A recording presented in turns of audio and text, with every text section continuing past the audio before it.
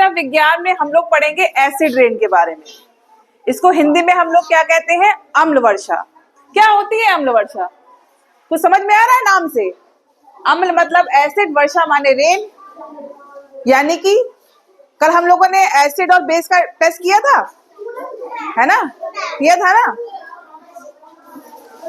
ठीक है, तो वही एसिड अगर पानी के रूप में बरसने लगे तो वही हमारा कहलाता है एसिड रेन। भाई बारिश हो और उसमें क्या गिरने लगे? एसिड। अब ये सोचने वाली बात है कि बारिश से एसिड कैसे गिर सकता है? उसका कारण क्या है? प्रदूषण। वायु प्रदूषण होता है। आप कार चलाते हो, बाइक चलाते हो, या फैक्ट्री से धुआं निकलता है।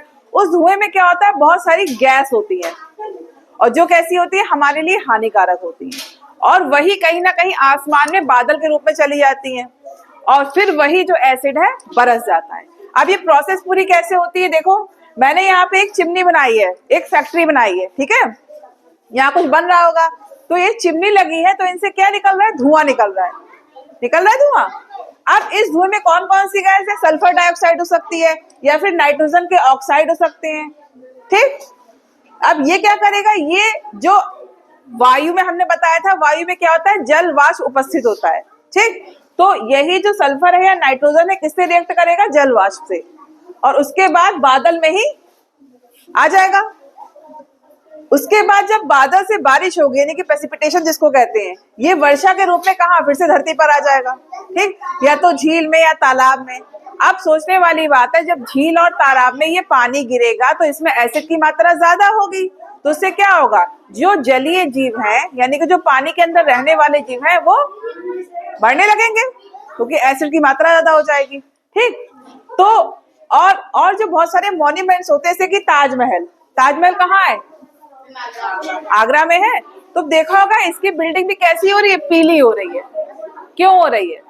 क्योंकि जब यही बारिश जब होती है, सल्फर और नाइट्रोजन वाली जो बारिश होगी, तो पूरी जगह होगी ना, तो ये बारिश कहाँ होगी? आपके ताजमहल पे भी पानी गिरेगा, और उसमें क्या होगा? एसिड होगा।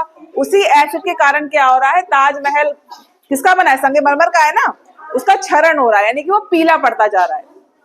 ठीक, और पानी में रहने वाले जितने भी जीव हैं, उनमें भी क्या हो रहा है? उनके पानी में भी एसिड की मात्रा बढ़ती जा रही है। तो इसका कारण कौन है? बताओ। इसके कारण कहीं ना कहीं हम ही लोग तो हैं, जो वायु में इतना ज्यादा प्रदूषण कर रहे हैं, है ना? अगर आपको पहले ही बताया था मैंने, अगर आपको थोड़ी दूर जाना है, जरूरी है आप बाइक से जाओ? आप साइकिल से जा सकते हो, पैदल जा सकते हो, या फिर आपको कहीं एक शहर से दूसरे शहर जाना है, बजाय अपनी कार या अपनी पर्सनल गाड़ी के, आप जो सार्वजनिक गाड़ियां हैं, जैसे कि आप बस का यूज कर सकते हो, ट्रेन का यूज कर सकते हो, है ना? तो इससे क्या होगा? वातावरण में जो वायु का प्रदूषण है कम होगा, है ना? और हम इन सब जो क्षरण हो रहा है, जो हानि हो रही है, इनसे हम बच सकते हैं। तो ये, हाँ, बैटरी वाली कार का भी इस्तेमाल कर सकते हो।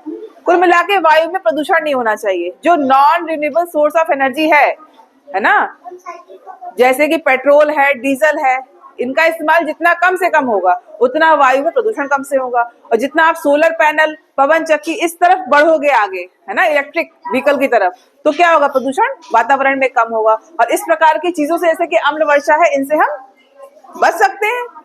ठीक है, समझ में आया सबको?